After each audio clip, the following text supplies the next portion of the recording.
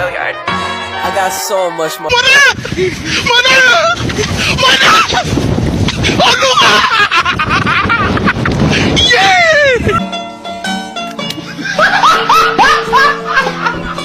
Are you ready, kids? Aye, aye, Captain! I can't hear you. Aye, aye, Captain! Oh!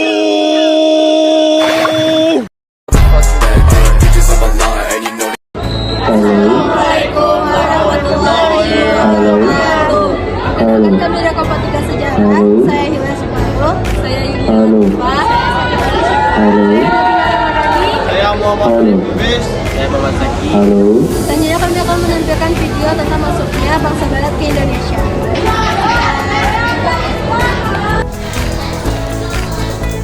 Perusahaan India Timur Belanda yang biasa kita kenal dengan VOC didirikan pada tahun 1602. VOC diberikan hak oleh Belanda untuk berdagang di Asia.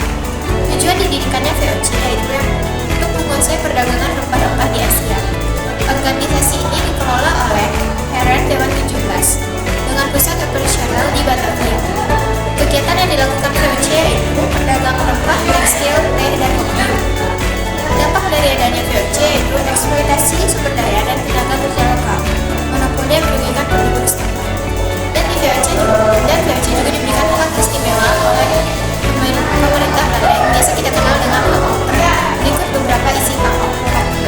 Yang pertama, monopoli perdagangan, yaitu hak eksklusif berdagang di wilayah tertentu. Yang kedua, hak militer, yaitu VOC bebas memiliki angkatan perang bersenjata. Yang ketiga, kekuasaan politik, yaitu VOC bebas mengangkat atau memperhatikan pejabat lokal dan membuat perjanjian.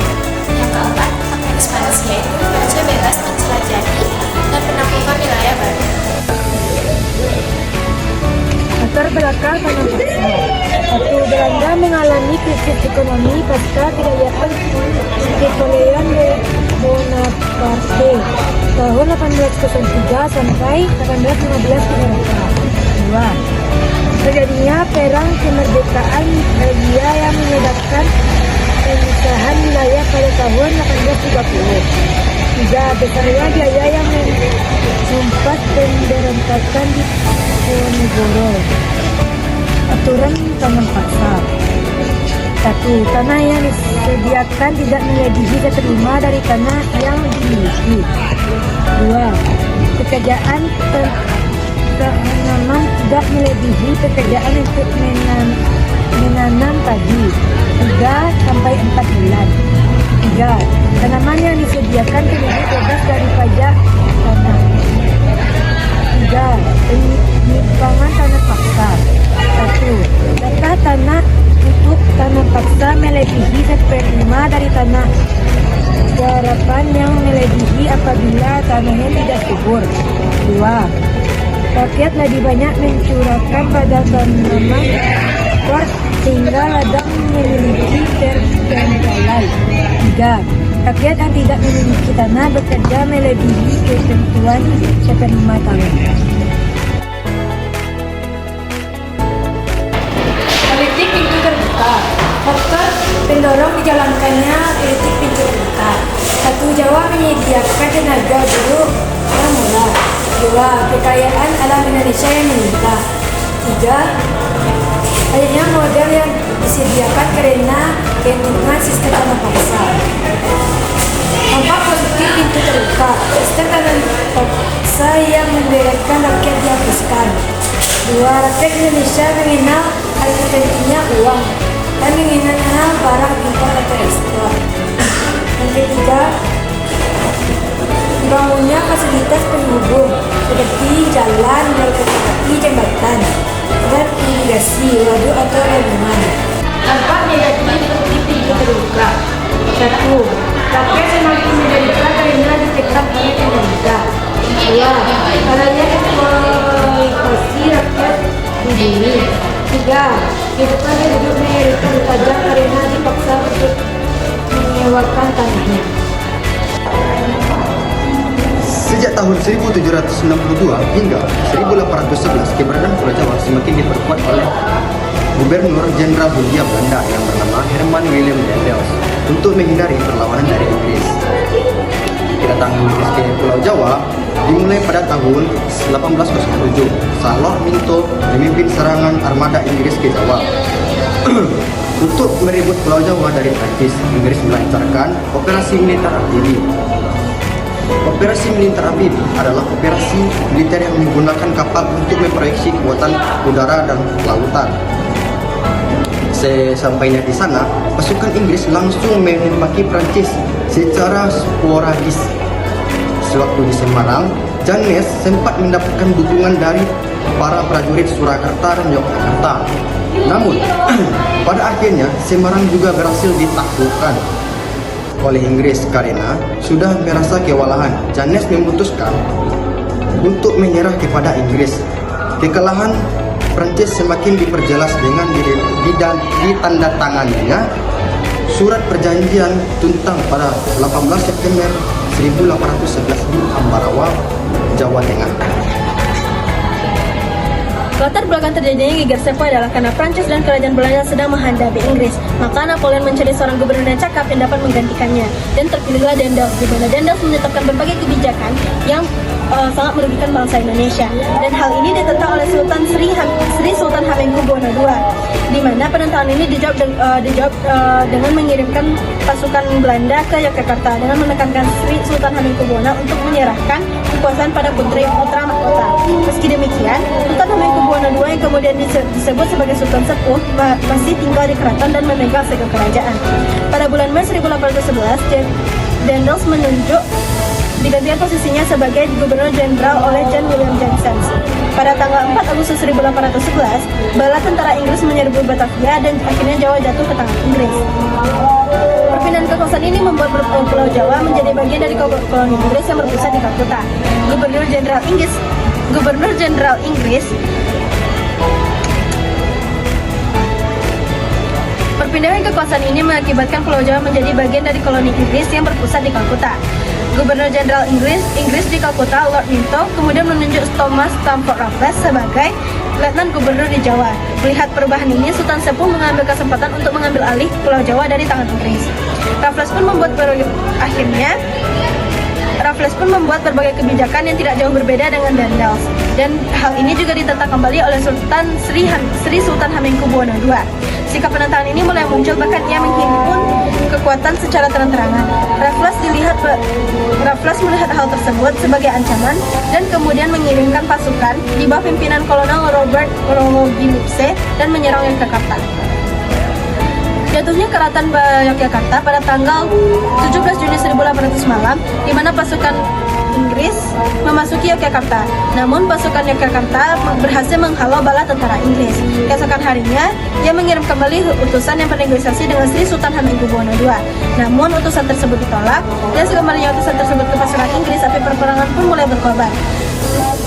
Situasi keraton pada saat itu digambarkan oleh Mayor William Thorne. Serangan-serangan kecil terus berlangsungan pada tanggal 19 Juni 1812 pada pukul 9 malam. Setelah itu kondisi Yogyakarta kembali senyap. Namun pada tanggal 20 Juni 1812, meriam Inggris kembali menyala. Serangan meriam ini mengarah ke alun-alun Yogyakarta, dan serangan besar menyusul hingga pada pukul 5 pagi. Pasukan Inggris yang terdiri dari tentara Eropa dan pasukan India dan tentara India yang diganti dengan sepoy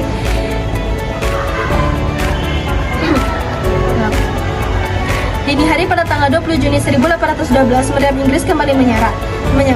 Meriam-meriam ini mengarah ke alun-alun utara dan serangan besar-besaran itu terjadi hingga pada pukul 5 pagi.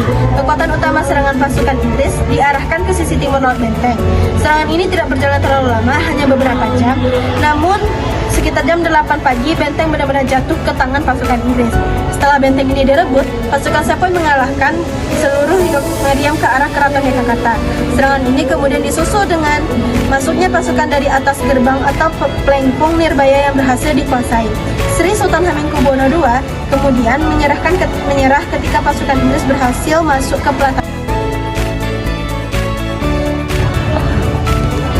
Belanda pertama kali meninggalkan kaki di tanah Nusantara pada abad ke-16.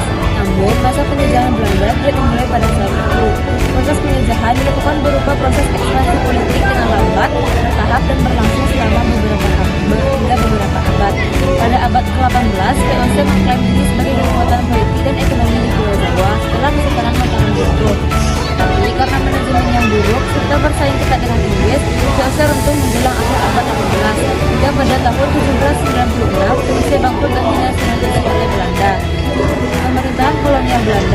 Ada dua tokoh yang dikenal sebagai arsitek pemerintahan Belanda di Indonesia, yaitu Herman Willem Daendels dan Letnan Inggris Campur Raffles. Daendels mengatur pemerintahan pusat ke daerah dengan cara membagi Pulau Jawa ke beberapa distrik di bawah pimpinan pegawai negeri sipil Eropa. Sedangkan Raffles yang menjabat setelah Daendels melanjutkan organisasi pendahulu, ia mereformasi polisi, sistem administrasi hingga pengadilan di Jawa.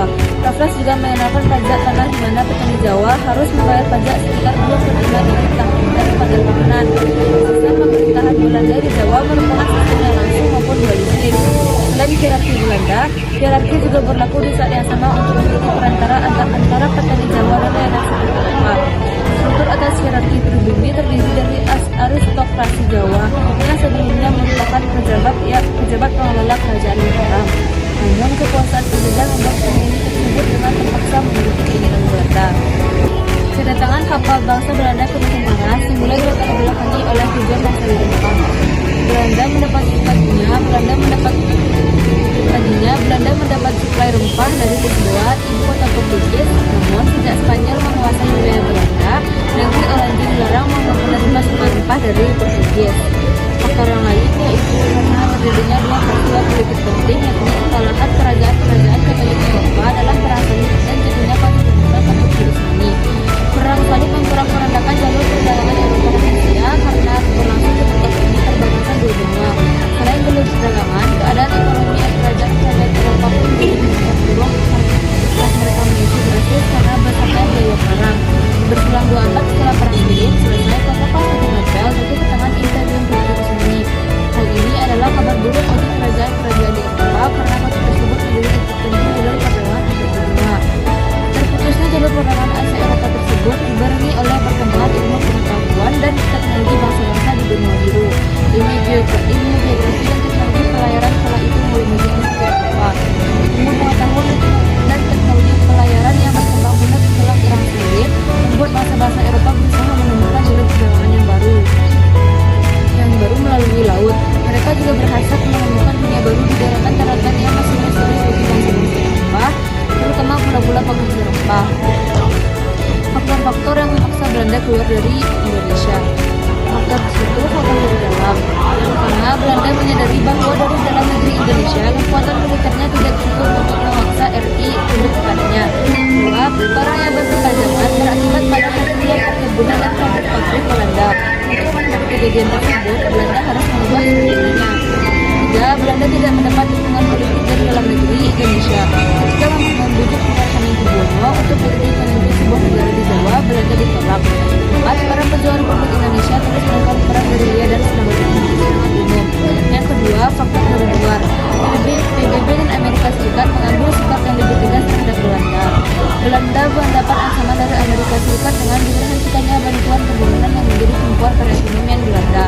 Dengan adanya kedua faktor itu, maka diselenggarakanlah konferensi Meja Bundar yang bermuara diakuinya kedaulatan Republik Indonesia Serikat pada tanggal 27 Desember 1949, sehingga memaksa Belanda keluar dari bumi Indonesia.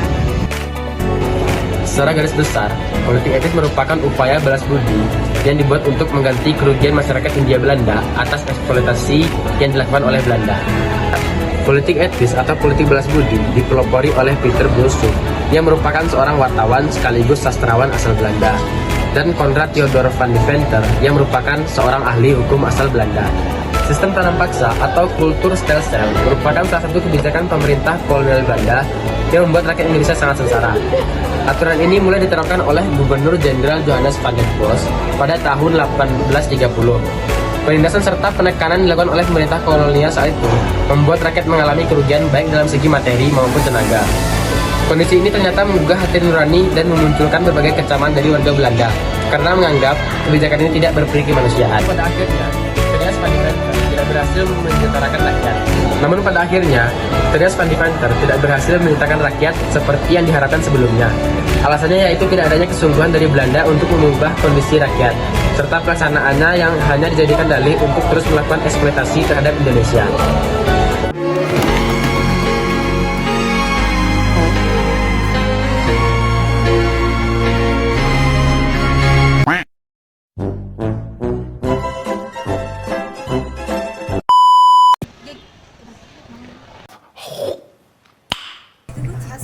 kasih pencet sih. Utarakan rakyat. Tuh, 2, 3.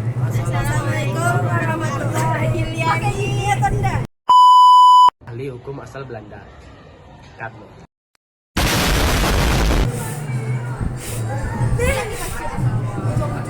Macam tak betul je budak ni.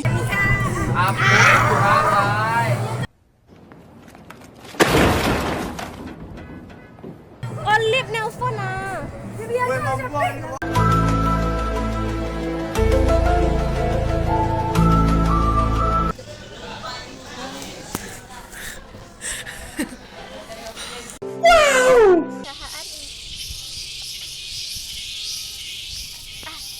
Yeah, boy. Belanda ke Indonesia dimulai dengan Bang